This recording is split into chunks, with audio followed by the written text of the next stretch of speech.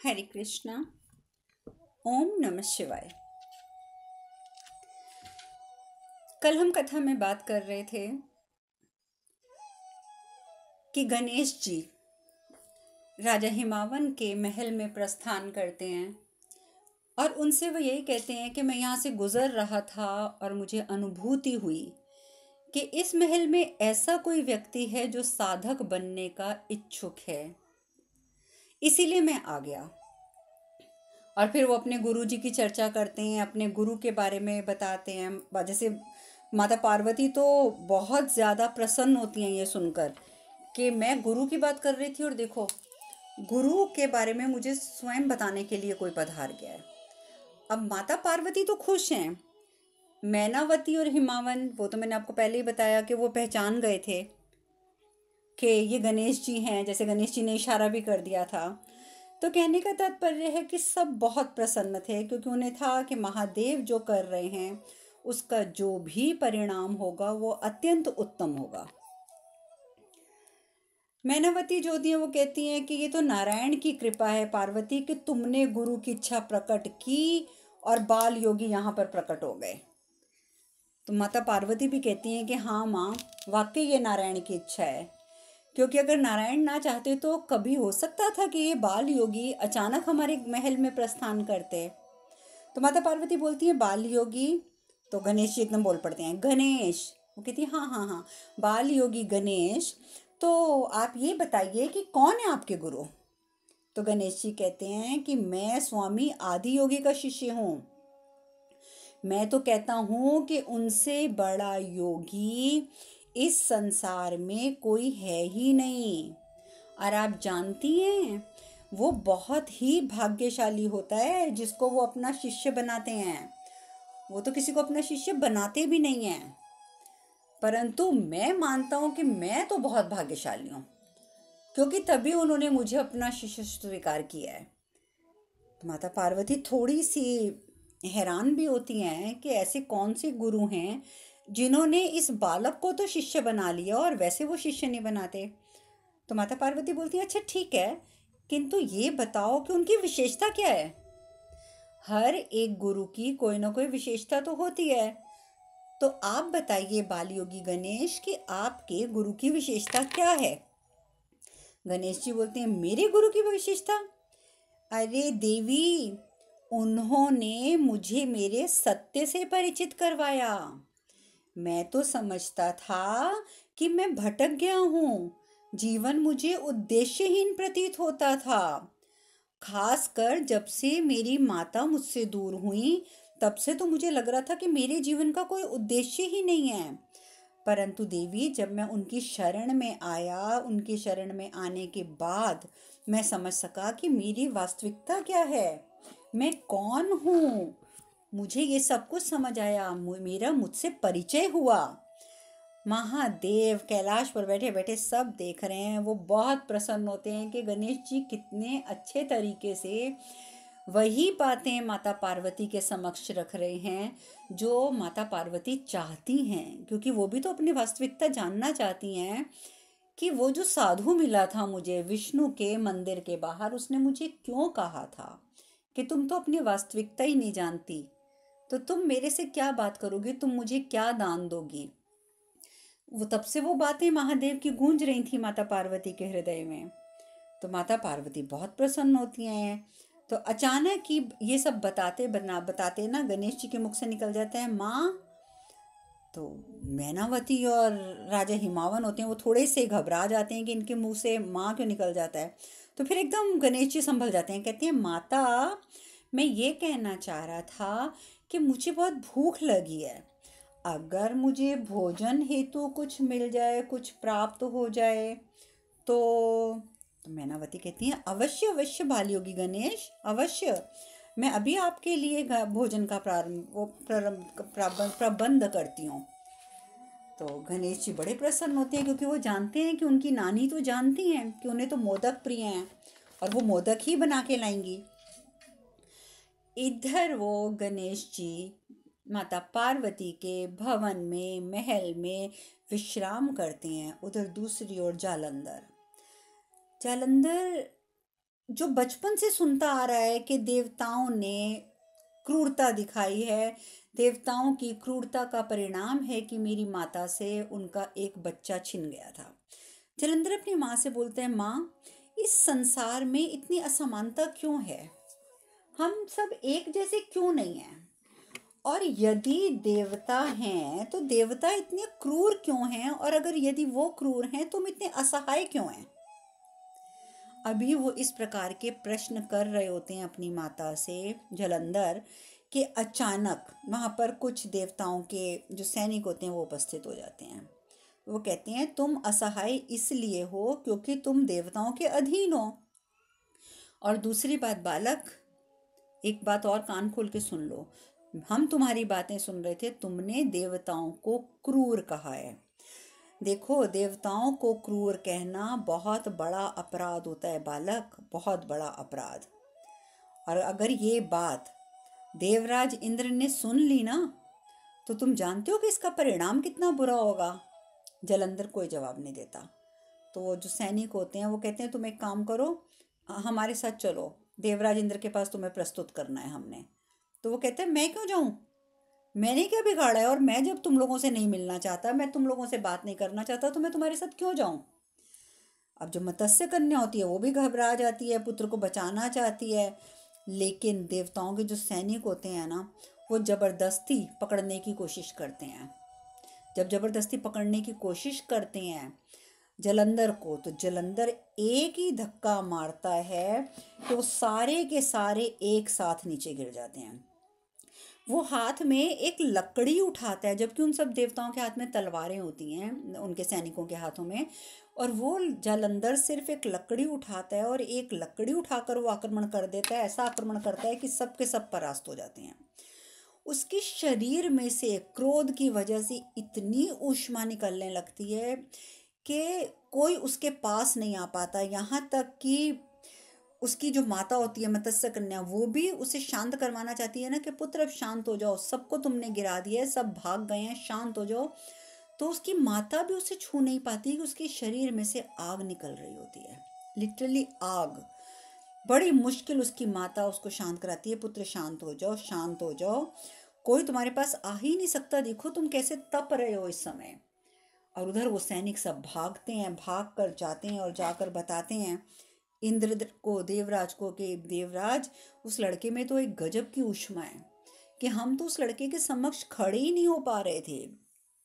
ताकत उसमें इतनी है कि उसने हमें एक लकड़ी के छोटे से टुकड़े से हम सबको परास्त कर दिया। और दूसरा, उसके शरीर में से ऐसी ऊष्मा निकल रही थी कि हम सब जलकर भस्म हो जाते अगर हम वहां खड़े होते तो। अब तो देवराज इंद्र जो है वो तो और ज्यादा घबरा जाते हैं। उधर मत्स्य कन्या कहती है, देख लिया ना पुत्र, देख लिया ना तुमने इन देवताओं की क्रूरता को। इसीलिए मैं तुम्हें कहती हूँ कि इन देवताओं से सदैव दूर रहना, कभी इनके निकट मत जाना पुत्र, कभी भी नहीं।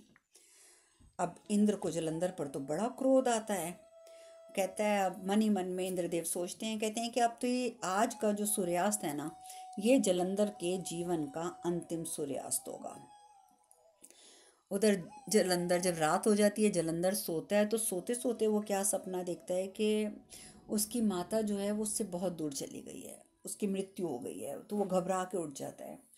तो उसकी माँ बोलती है, क्या हुआ पुत्र? तो रोने लगता है कि माँ, आप मुझे कभी छोड़ कर मत जाना, क्योंकि मैं आपके बिना बिल्कुल नहीं रह सकता।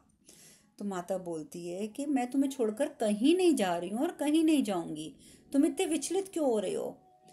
तब भी जलंधर बहुत विचलित होता है। वो उल्टे सीधे प्रश्न भी करता है अपनी माँ से कि माँ, जब एक व्यक्ति की मृत्यु होती है तो वो कहाँ जाता है? अब मत्स्य कन्या इतने छोटे बालक को क्या समझाती। वो कह देती है, बेटा, जिसकी मृत्यु होती है ना, वो ऊपर जाकर एक सितारा बन जाता है। तभी तो देखो, आसमान में असंख्य सितारे हैं जिनको तुम गिन भी नहीं सकते। वो दोबारा उसको लोरी सुनाती हैं, सुला देती हैं, जलंधर सो भी जाता है।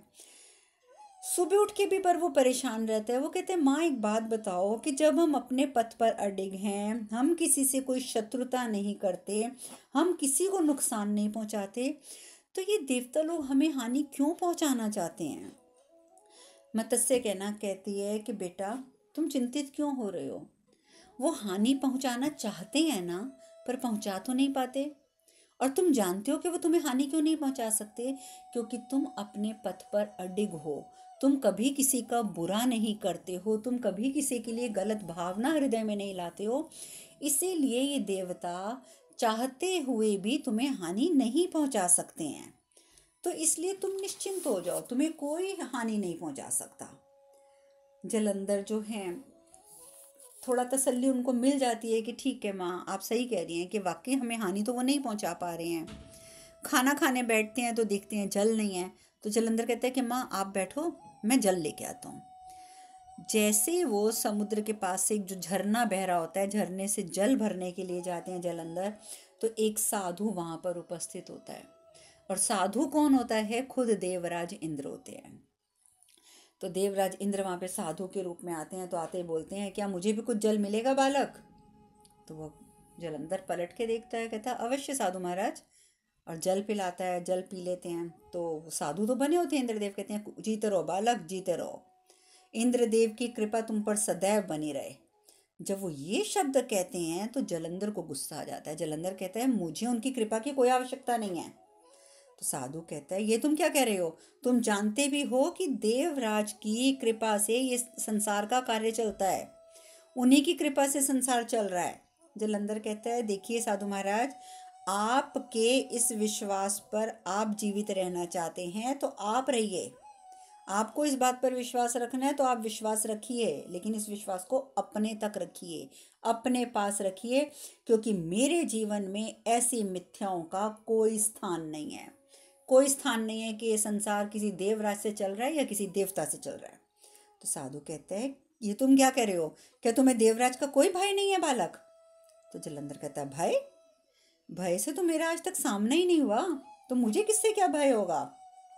वो देवराज हो या कोई अन्य देवता हो, उनका सम्मान करने की मेरी कोई इच्छा नहीं है साधु महाराज। तो बेहतर ये होगा कि आप उन लोगों की चर्चा मेरे समक्ष ना करें, वही अच्छा होगा आपके लिए भी। तो साधु बने हुए देवराज बोलते हैं आखिर क्या कारण है, तुम देवराज से इतने क्रुद्ध क्यों? तो वो बोलता है, जलंधर बोलता है देखिए साधु महाराज, क्योंकि उनकी शासन प्रणाली, उनका पक्षपात करना, उनकी क्रूरता, उनकी ईर्ष्या और उनकी असुरक्षा की भावना, इन सब चीज़ों से मैं बहुत ज़्यादा परेशान होता हूँ जब मैं सब कुछ देखता हूँ। क्यों? क्योंकि उनकी पूरी शासन प्रणाली जो है वो पक्षपात, ईर्ष्या और असुरक्षा पर निर्धारित है। तो मुझे नहीं पसंद है देवता, और मैं आपको फिर कहता हूँ कि मेरे सामने देवताओं का जिक्र ना करें। साधु कहते हैं देखो बालक, यदि देवराज इंद्र को पता चल गया ना कि तुमने उनके लिए ऐसे कुछ शब्द बोले हैं, ऐसा प्रयोग किया है, तो इसका परिणाम अच्छा नहीं होगा। तुम जानते नहीं हो वो सर्वशक्तिशाली हैं, सर्वशक्तिशाली। पर जैसे ही इंद्रदेव कहते हैं कि देवराज इंद्र सर्वशक्तिशाली हैं, जलंधर एक छोटा सा वाक्य बोलता है कि समय आने पर इसका भी निर्णय हो जाएगा। अब ये बात कह के कि समय आने पर इसका भी निर्णय हो जाएगा, जलंधर तो वहां से मुड़ जाता है और अपने गुफा की ओर चल पड़ता है। अब इंद्रदेव विचलित हो जाते हैं। वो कहते हैं इस बालक ने ये बात बोली है कि समय आने पर ये इसका भी निर्णय हो जाएगा, इसका अर्थ स्पष्ट है कि ऐसा समय अवश्य आएगा जब ये बालक मुझ पर आक्रमण करेगा।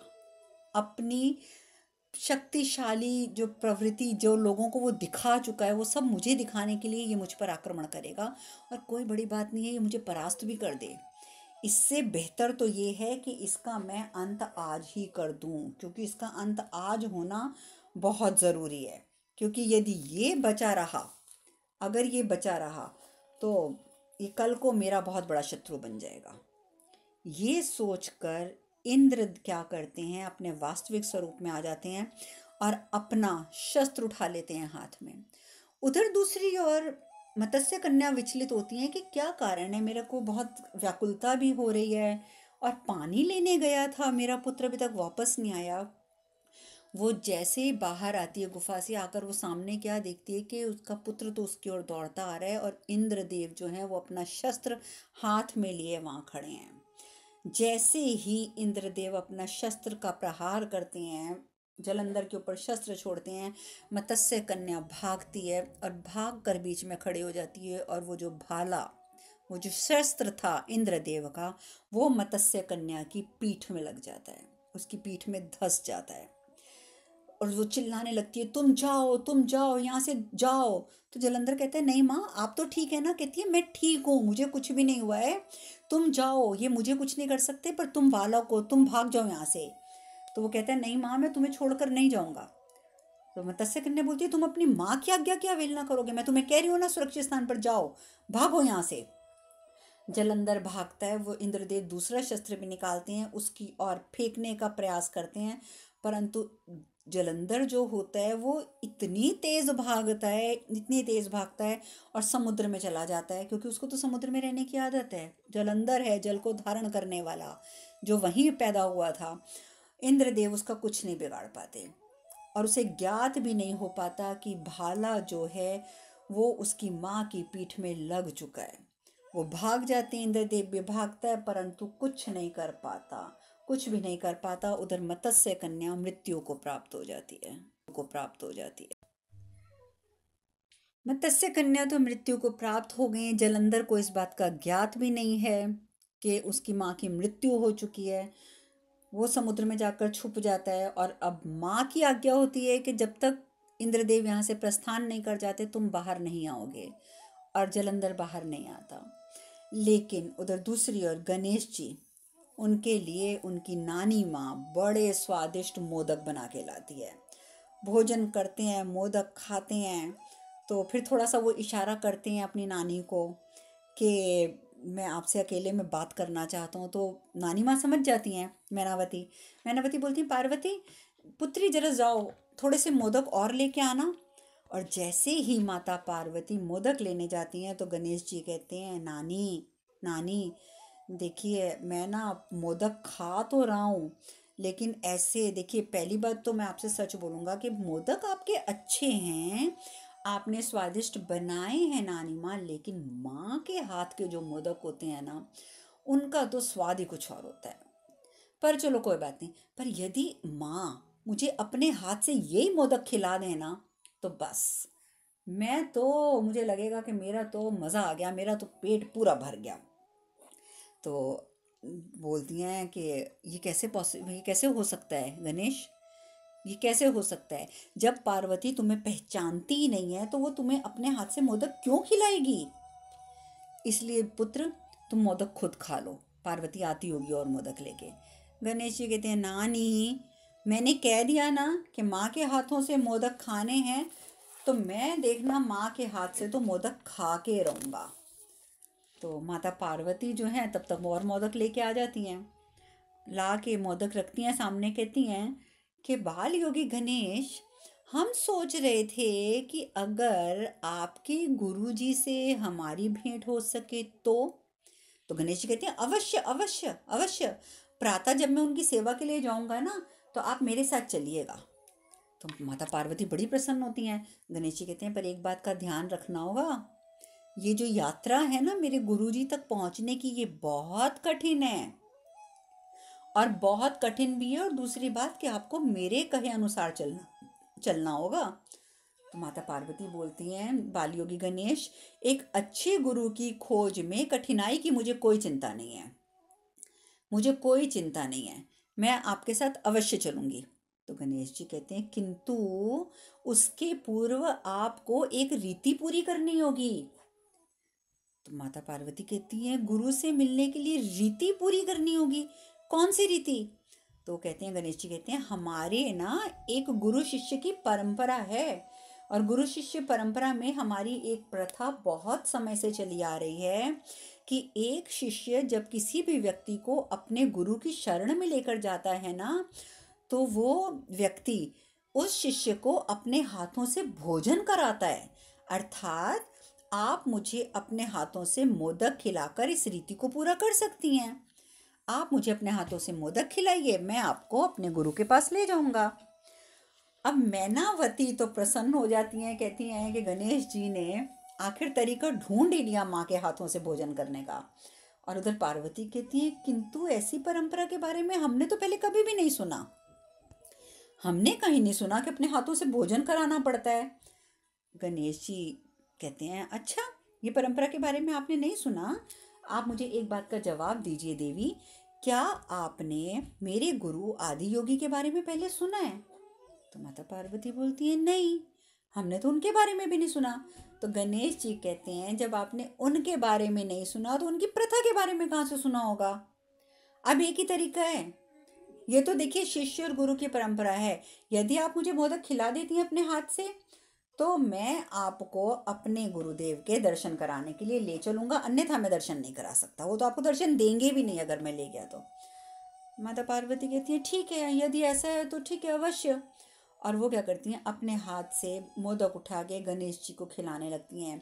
मैनावती बहुत प्रसन्न होती है, महादेव भी ऊपर से सब देख रहे हैं, बहुत प्रसन्न होती हैं। लेकिन ये क्या, जैसे ही माता पार्वती अपने हाथ से मोदक मुंह में डालती हैं गणेश जी की, और उनकी निगाहें, उनकी नज़र जैसे ही गणेश जी से मिलती है, उनकी नज़रों से मिलती है, तो वही तूफान नज़र आता है।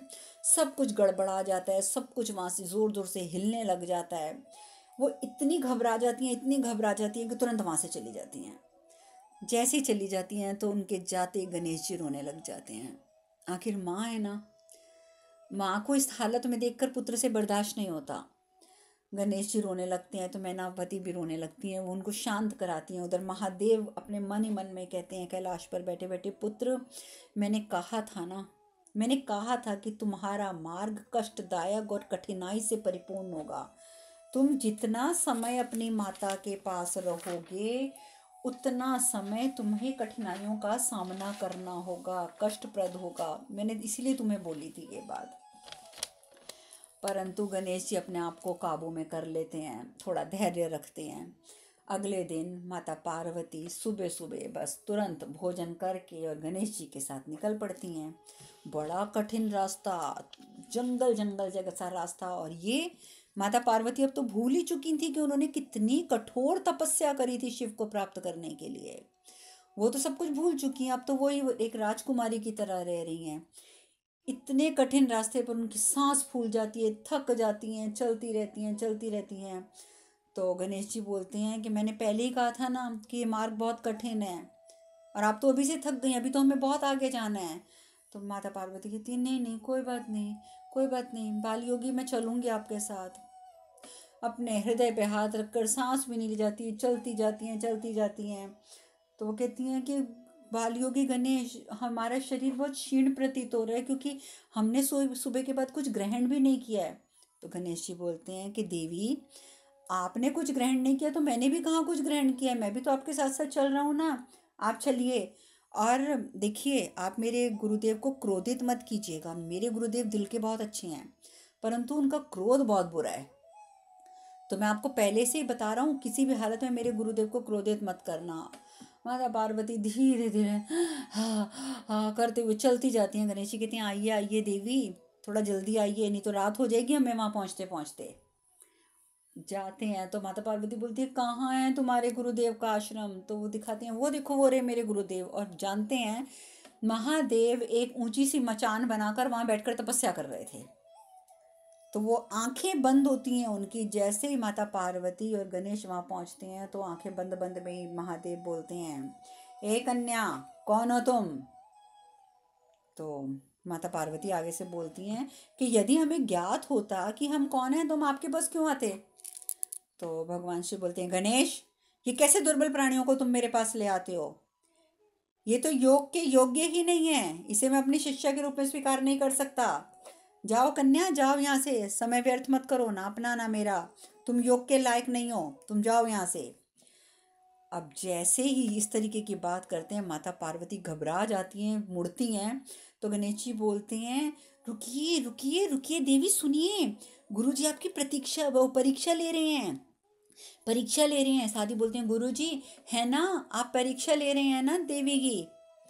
तो शिव जी भी कह देते हैं हाँ बालिका, मैं परीक्षा ले रहा हूँ, पर परीक्षा अभी समाप्त नहीं हुई है।